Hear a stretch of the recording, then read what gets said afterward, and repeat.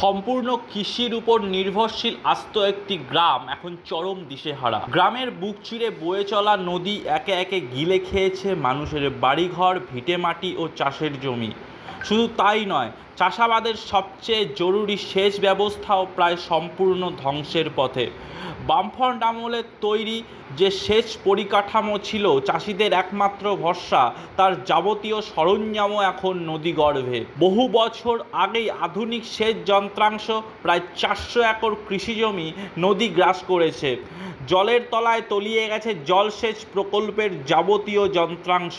পরবর্তীতে নদীর পাশেই বসানো হয় জলসেচের কিছুটা অংশ দিয়ে গ্রামের সে প্রকল্প পরিচালিত হলেও বর্তমানে সেটিও নদীগর্ভে বিলীন হয়ে যাওয়ার অপেক্ষায়। এখানে সমস্যা বলতে না, আমরা আতঙ্কে একদম আতঙ্কে আছি, অনেক আতঙ্কে আছি। মানে কিসের আতঙ্ক? এই যে নদীর যে বন্যা হয়, বন্যার ফলে যে আমাদের এই যে সামনে দেখো 40 মিটার মধ্যে একাই বাড়ি। এখান থেকে আগের থেকে অনেক বাড়ি ভেসে যাওয়া হয়ে গেছে এই নদীর ভাঙনে। এখনো পর্যন্ত কত লোকের জমি গেছেন? এখনো আছে কয়েকশো পরিবার আছি আমরা এখানে। এই যে আমি যদি বলি যে সামনে একটু দেখেন স্যার, সামনে দেখুন। হ্যাঁ, এখানে কয়েকশো পরিবার আছে। এর থেকে যদি আগে আমরা এক কথা বলবো কি, এখানকার যে গ্রামবাসী বা এই যে অত্র এলাকার যে সাধারণ মানুষ আছে, এরা খুব সরল। হ্যাঁ, এরা কোনো ইসে করতে জানে না আর কি। যেটা বিগত কয়েক বছর আগে যেটা প্রতিশ্রুতি দিয়েছিল যে বান হবে, এই বাঁধে কিন্তু আজ পর্যন্ত কোনো শুরু আর মেলেনি। হ্যাঁ, তো তাই মানে আপনারা চাচ্ছেন বাঁধ হোক একটা? বাঁধ হবে। উত্তরবঙ্গে জলপাইগুড়ি জেলার ধূপগুড়ির উত্তর কাঠুলিয়া গ্রাম বর্তমানে চরম অনিশ্চয়তার সঙ্গে দৈনন্দিন যাপন করছেন এই সহজ সরল মানুষগুলো। যে সহজ সরল মানুষগুলো কৃষিকাজের উপর নির্ভরশীল, সান্ধ্য নামতেই চিন্তার কালো মেঘ তাদের মাথার ওপর ভর করে। প্রায় 30,000 কৃষক পরিবারের মানুষগুলো এই মুহূর্তে যেন সময় গুনছে। এই বুঝি বাড়িতে জল ঢুকে যায়, কি করবেন বা কোথায় যাবেন সে বিষয়ে কার্যত দিশেহারা তারা।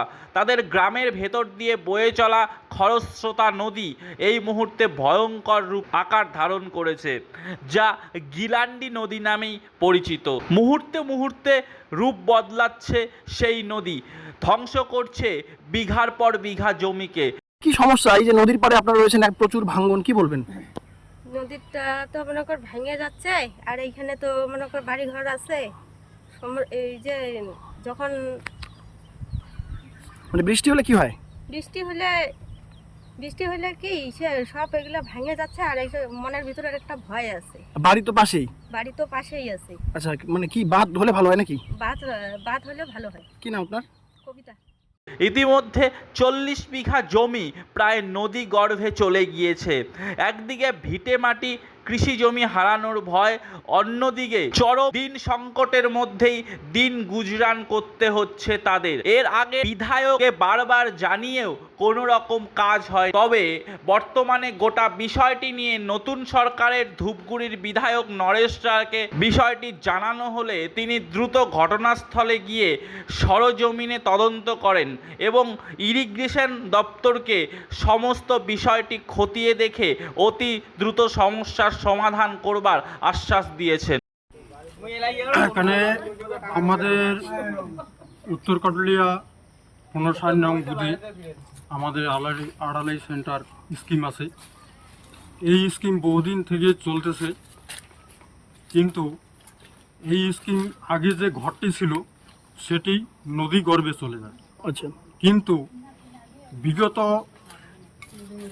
সরকার সে প্রতিশ্রুতি দিয়েছিল, সে মিতালি রায়, যে বান হবে, এখান থেকে পুরা মাপযোগ হয়েছিল। সে বান হওয়ার কথা ছিল কিন্তু হয় না। এখানে আবার জনসভাও করেছিল যে এইখানে বান হবে, কিন্তু আসা যাওয়াও করে, ইঞ্জিনিয়ারও মানে মাপযোগ হয়েছিল, কিন্তু বান হয় না। আমরা চাই যে আমাদের আড়ালাই সেন্টার স্কিমটি